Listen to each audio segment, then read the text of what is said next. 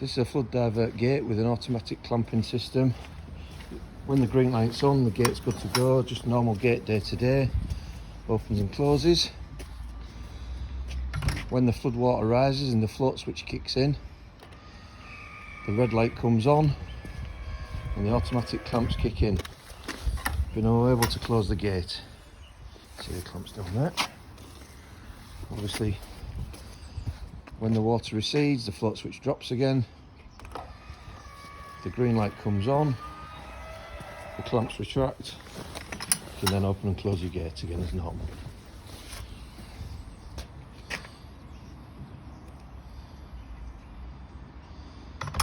You can also override the float switch and kick the gate in, clamps in automatically if you want. So there's a key switch.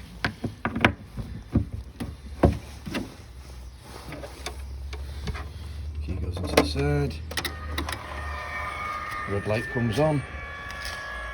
Clamps come out, locking the gate.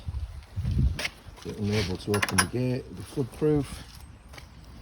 All squashed up nice and tight. If you want to open the gate again, shut the gate, green light comes back on again, clamps are retracted, and open and close the gate again.